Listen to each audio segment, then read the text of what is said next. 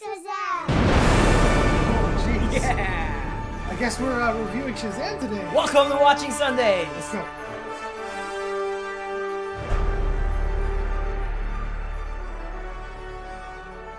What's up, guys? Welcome back to Watching Sundays. We are back. After What's up? a couple of weeks, I'm back from my trip. I'm back from vacation. So we're doing something a little bit different. We're also trying out this new fangled setup here. We've got a little bit of freedom of movement. Standing a little bit. Yeah, so we're Bumping into shoulders. we're reviewing Shazam this week. It just came out.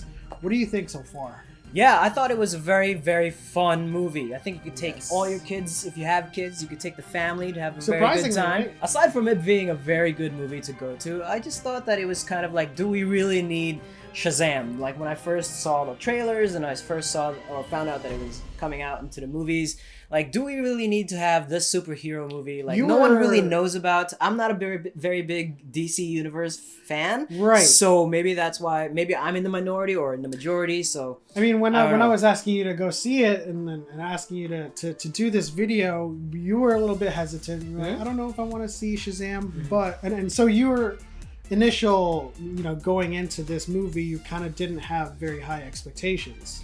not that I had high expectations or any expectations. Only because I'm not familiar with Shazam. Like when Marvel movies come out, I'm pretty familiar with all of the characters.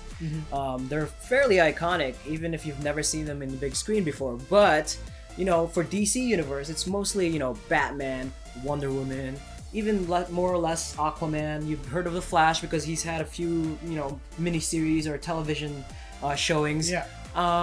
But Truth be told, Superman, I'm not. yeah, for sure. Those are so iconic heroes, but like DC just has never gotten a chance to expand, which is what I'm thinking right now. Is like, Yeah. I'm glad that they're trying to expand the universe so that you get to know these characters. And honestly, I'm not very familiar with Shazam too, but going into this, I was expecting it to at least be fun. I want DC to succeed because the more they succeed, the more comic book movies are most Absolutely. prevalent, right? Yeah. And so you don't want to wish that one or the other fails. And ever since Wonder Woman, ever since Aquaman, I thought DC was kind of headed in the right direction. Yeah. And they needed this movie. I think they needed a movie to set them apart from the dark, grittiness that Snyder It has seems so. set Like for DC. everything else that's happening for. Well, Aquaman was very, very different change of pace. Yeah, absolutely. This one was very self-aware as well. I thought it was a very enjoyable movie. I mean, like I felt like it was kind of like a filler movie, I guess, for the DC Their universe. filler movie? Their filler. I thought I mean- Captain Marvel was Marvel's filler episode.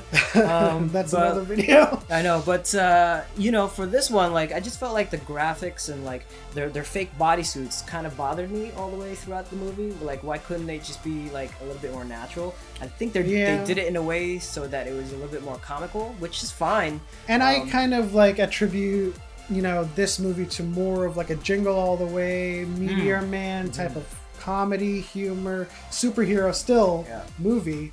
But I never really likened it to like a big Superman, a big Batman movie, Yeah. right? And so I think this was a great change of pace, like starting with Aquaman and even starting with Wonder Woman. DC's had this sort of stigma with its movies, right? Because Snyder wants this dark, Everything gritty, was just overly serious. yeah, overly dramatic and like this orange gray palette, right? Yeah, with his yeah, movies. Now a lot of people appreciate that palette, but like it only works for Batman, right? You almost always want that noir type of like feeling with Batman, and Superman didn't really work. And you've seen this in a lot of people's arguments about Man of Steel, how everyone's releasing cuts where it's color graded and it's more vibrant and it's more Superman. Yeah. And DC needs more of this. I think Snyder, as good of a filmmaker he is, you can't really surround the entirety of the DC universe in that dark palette. And so this one, lighthearted in nature. I think Zachary Levi did a great job. Yeah, I thought it was with funny. I thought the movie was hilarious. delivering the jokes, Yeah. Like yeah. I was telling you, it was like the PG version of Deadpool. Yeah, it was very very self-aware. self-aware. I mean, there were some really comical moments, and we won't spoil it for you guys, but Yeah. I think you guys should check it out. If you haven't seen it already, You should check it out. And if you have seen it already, leave your comments down below. What did you think? Do you think it's a good move by the DC Universe? It's a very solid entry in the DC Universe. Yeah. Very solid.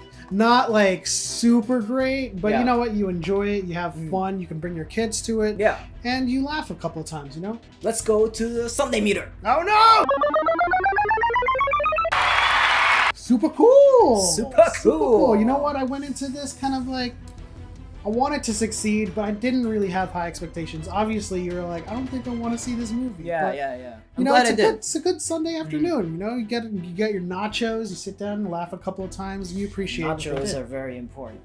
Yeah, so that's it, man. This movie was super cool. Let us know what you thought in the comment section down below if you enjoyed this video. Leave a like, subscribe for more, and we'll see you guys next week.